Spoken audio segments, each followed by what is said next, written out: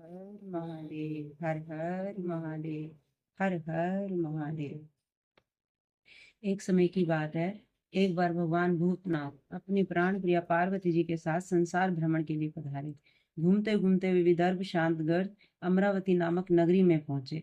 वहां की शोभा उन्हें भा गई। वे एक शिवालय में ठहर गए। एक दिन पार्वती जी की इच्छा चौसर खेलने की हुई। शंकर भगवान और भगवती पार्वती जिस समय चौसर खेल रहे थे, तभी शिवालय का पुजारी वहां आ गया। पार्वती जी ने पुजारी से पूछा, बताओ इस बाजी में कौन जीतेगा। ब्राह्मण ने बिना सोचे समझे कह दिया, भगवान शंकर।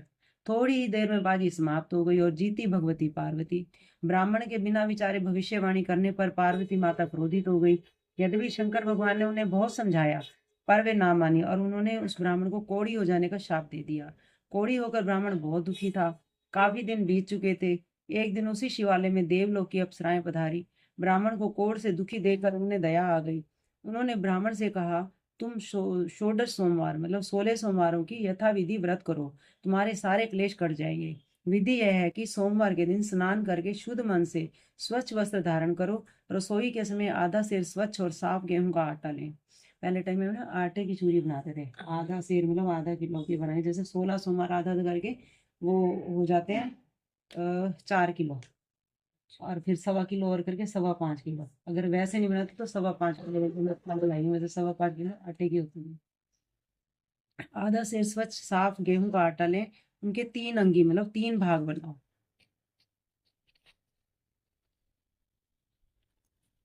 फिर घी गुड़ दीप नैवेद्य पुंगी फल बेलपत्र व जनेऊ जोड़ा चंदन अक्षत पुष्प आदि के द्वारा प्रदोष काल में भगवान शंकर की पूर्ण श्रद्धा से पूजा करके 3 अंगियों में से एक शंकर भगवान को सादर अर्पित कर दें और एक को उपस्थित जनों में बांटकर शेष को स्वयं प्रसाद रूप में ग्रहण करो।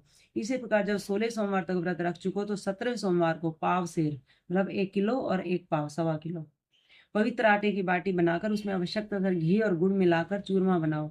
उसी का शंकर भगवान को भोग लगाकर शेष भक्तजनों कुटुंबीजनों और अपने में बांट लो। ऐसा करने से शंकर भगवान की कृपा से तुम शीघ्र ही रोग शोक से मुक्त हो जाओगे। अप्सराएं स्वर्ग पधार गई। ब्राह्मण ने पूर्ण श्रद्धा के साथ 16 सोमवार का व्रत रखा। फलतः अल्पकाल में वे रोग शोक से मुक्त होकर धन धान्य को संपन्न हो गया। कुछ दिनों बाद उसी शिवालय में शंकर पार्वती पुनः पधारे। ब्राह्मण को रोग मुक्त देखकर पार्वती जी को आश्चर्य हुआ। उन्होंने जब यह षोडश सोमवारों का व्रत का चमत्कार ज्ञात हुआ तब उन्होंने भी अपने रूठे पुत्र कार्तिकेय को मनाने के लिए, क्योंकि कार्तिकेय बहुत गुस्से वाले थे, नाराज हुए थे माता से, क्योंकि उन्होंने ना उनके होते हुए गणेश जी को जन्म दिया था, तो क्या मैं क्या पर्याप्त नहीं था, गणेश जी को जन्म दिया था। तो वो गुस्सा हो गए थे, तभी वो रूठे हुए अपने पुत्र को मनाने के लिए उन्होंने भी 16 सोमवार का व्रत किया। उस व्रत के कारण जब कार्तिकेय माता का आज्ञाकारी बन गया, तब उसने इसका कारण जानना चाहा। जब उसे पता लगा कि मेरे मनाने का कारण 16 सोमवार के व्रत थे, तो उसने भी अपने रूठे ब्राह्मण मित्र को मनाने के लिए 16 सोमवार का व्रत रखा।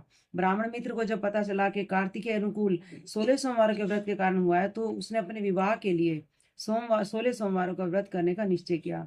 व्रत पूरा करने के बाद वह एक कार्य से दूसरे राज्य में गया था। उस राजा ने प्रतिज्ञा की थी कि मेरी सजी सवरी हथनी जिस युवक के गले में पुष्पों की माला डाल देगी, उसी के साथ अपनी इकलौती राजकुमारी का विवाह करूंगा। ब्राह्मण भी स्वयंवर सभा में गया। हथिनी ने उसी के गले में जयमाला डाल दी। राजा ने बड़ी धूमधाम के साथ अपनी लड़की का विवाह ब्राह्मण कुमार से कर दिया। राजकुमारी को विवाह के काफी वर्ष बाद जब यह पता लगा कि 16 सोमवार के व्रत के सुपरिणाम ब्राह्मण कुमार उसे पाने में सफल हुआ, कहाँ ब्राह्मण था, कहाँ उसको राज की मतलब राजपुत्री मिली, तो उसने भी पुत्र की लालसा सुपुत्र की लालसा में 16 सोमवार का व्रत रखा। सुप्रभाव से राजकुमार के सर्वगुण संपन्न सुपुत्र ने जन्म लिया। पुत्र के युवा बन जाने पर पुत्र को भी जब यह पता लगा कि 16 सोमवारों के व्रत का परिणाम है, तो उसने राज्याधिकार पाने के लिए 16 सोमवार का व्रत किया। व्रत पूरे होते ही उस युवक को एक राजा के दूतों ने अपने देश की राजकुमारी के लिए वर लिया। उस देश का राजा वृद्ध हो चुका था, अतः विवाह के बाद शीघ्र ही उसका स्वर्गवास हो गया और ब्राह्मण को राज पाने में सफल हो गया।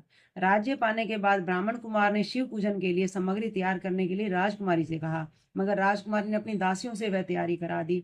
ब्राह्मण कुमार जब पूजा समाप्त कर चुका, तभी भविष्यवाणी हुई कि या तो वह अपनी पत्नी को त्याग दे, वरना तुम्हारा राजपाट समाप्त हो जाएगा। राजा को भविष्यवाणी पर दुखद आश्चर्य हुआ, मगर मंत्री परिषद के परामर्श पर उसे रानी को त्याग ही देना पड़ा। भटकती हुई रानी दूसरे नगर में पहुंची। उसके वस्त्र भी फट गए थे और पैर में जूतियां भी ना थी। ये कर्म की गति होती है, कहाँ राजकुमारी थी और कहाँ ऐसे हो गया। वहां उसकी नजर एक वृद्धा पर पड़ी। वह अपना कता हुआ सूत बेचने जा रही थी। रानी ने सूत की गठरी अपने सिर पर रख ली। तभी बड़े जोर की आंधी आई और रानी के सिर की सूत की गठरी को उड़ा कर ले गई। अब तो वृद्धा ने रानी को धक्का देकर उसे अपने पास से भगा दिया।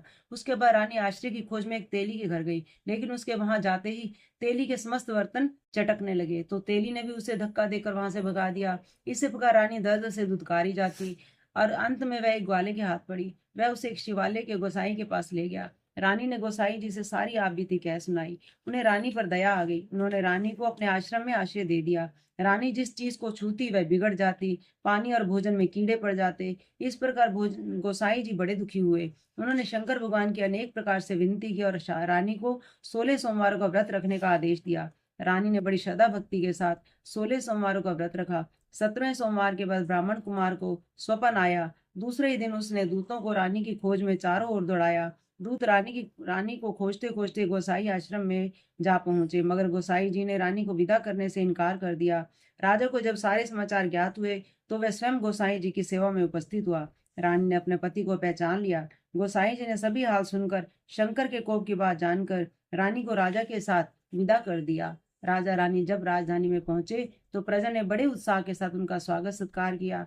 राजा ने भी प्रजा हितकारी अनेक काम किए। शंकर की कृपा से राजा रानी ने अनेक वर्ष तक राजपाट का सुख भोगा और काफी लंबी आयु सुखपूर्वक संसार भोगकर शिवलोक को प्रस्थान किया। बोल गौरी शंकर भगवान की जय।